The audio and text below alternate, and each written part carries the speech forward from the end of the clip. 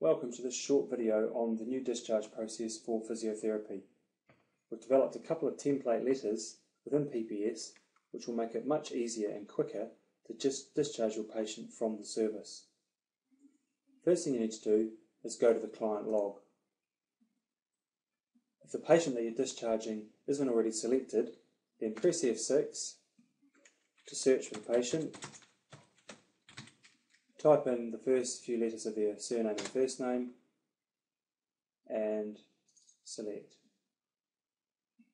Then go to the last consultation that the patient saw you, so the last time that they were in for an appointment. In this case it's the 28th of May. Double click on that and then we need to complete a form. So up here, complete a form. It's the physiotherapy outcome and discharge form, and by clicking that it generates a blank form like this. There are a number of sections to work your way through, and what these do is it uses a number of drop downs, tick boxes and a little bit of free text within the form to generate everything that you need for your discharge letter. So let's start at the top. Either numerically or alphabetically choose the diagnosis, the clinical diagnosis. So for Mr. Test, in this case, let's say he's got an impingement. The body part, he's got a shoulder, and this box here, the provisional diagnosis or the working diagnosis, whatever you write in here inserts in the top of the letter for the GP. So make sure that it's descriptive enough for the GP to understand what's going on, but not too over technical.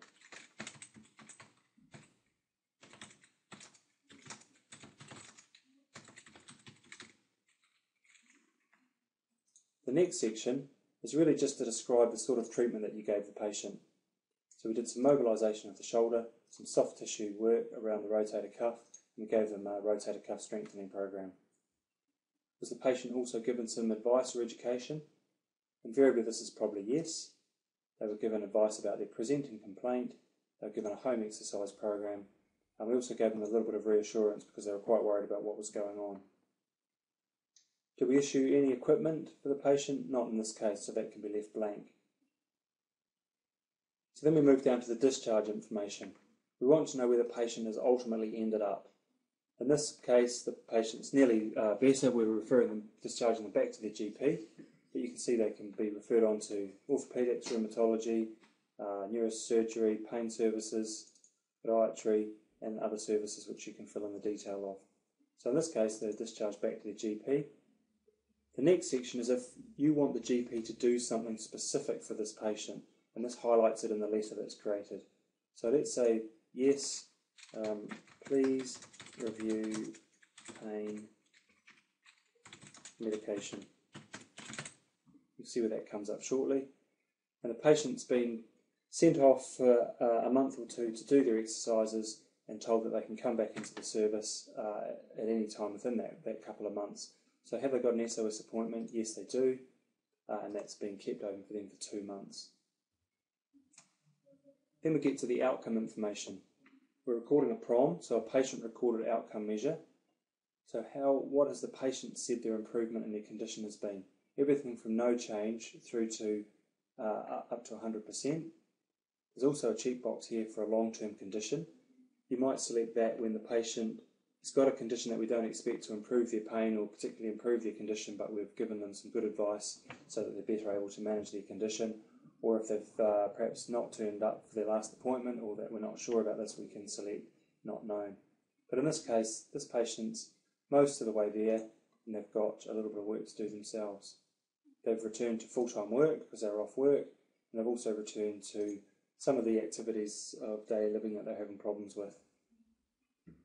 Other improvements, we saw a big improvement in strength, and then if there's any other subjective or objective improvements that you've noted yourself that you want to include in the letter, then this is the area that you can write some free text. So patient was able to return to squash and has played 3 times without any problems. Okay.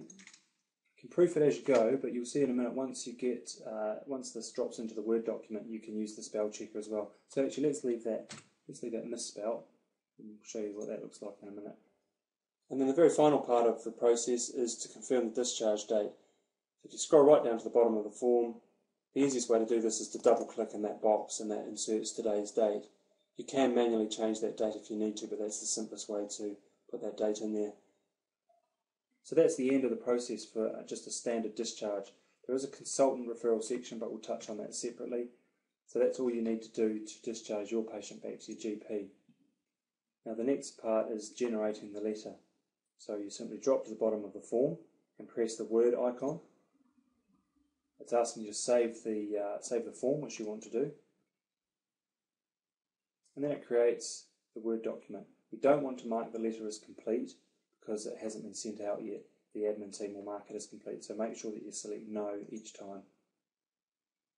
And that's just a pop-up to let you know that there's now a record within the patient's log of this letter. So here's the letter down here. So we want to now quickly check the letter for any mistakes. So if we work our way down, this is the diagnosis that you wrote in, that you typed in yourself. The outcome, they've been discharged back to physiotherapy. And if you remember that we selected this box here, any action required from the GP, yes. So where that's been inserted is here, and it's been highlighted. So it's really obvious for the GPs that we want them to do something. And this green area just tells the GP that there's an SOS appointment open for this patient and that it's open for the next 2 months. And again, that's come from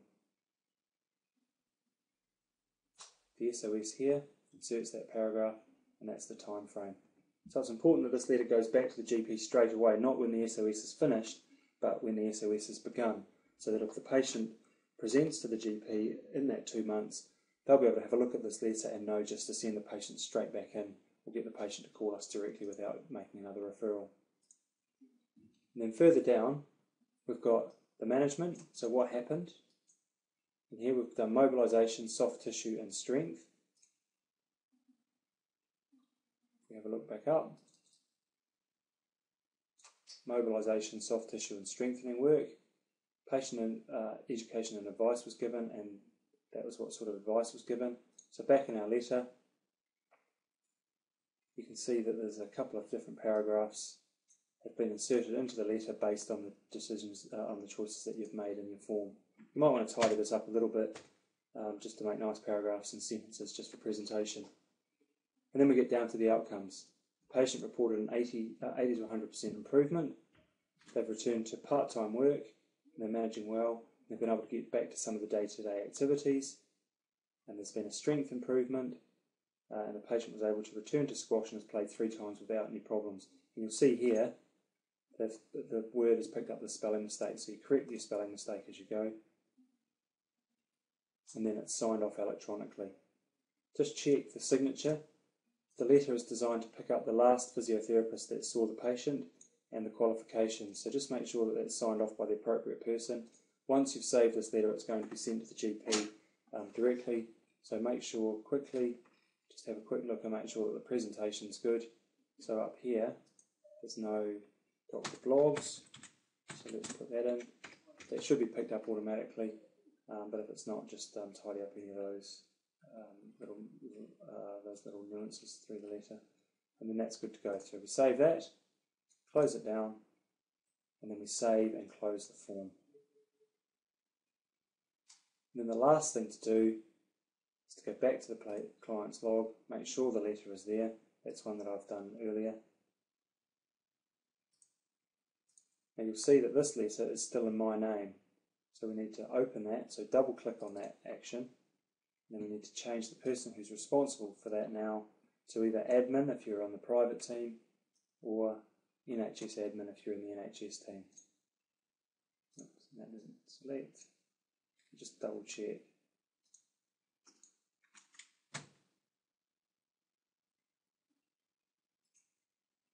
So that's now the NHS admin team's responsibility. You're happy for that to go.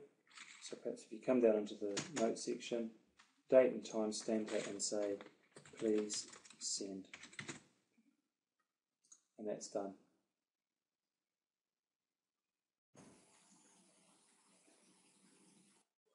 A slight variation to that process for patients who have been given an SOS appointment: when you're finalising the letter and sending it to the NHS admin team, simply put SOS and the number of months that the patient is available to them to book back into the service into the subject line of the letter. This allows the admin team to work directly from the patient's log should they ring up to make an appointment. It's clear that this patient has an SOS appointment available to them for 2 months from the 28th of May 2012. This does away with the need to raise a separate action to track these SOSs over a number of months. As we previously said, the letter should go back to the GP at the date of their last appointment, regardless of whether they have an SOS appointment available to them or not. So we hope this has simplified the discharge process. It will give us a rich amount of information about the patients. It's important that each patient that you see gets discharged and suitable outcomes are recorded against them so that we can report that back to the PCT and the GPs. Just a quick reminder that all patients need to be discharged in a timely way, and GPs need to be informed of what's going on with their patients. Please use any downtime in your diary, admin time, DNA, patients, to keep on top of your discharges and make sure these don't build up over time. Thanks.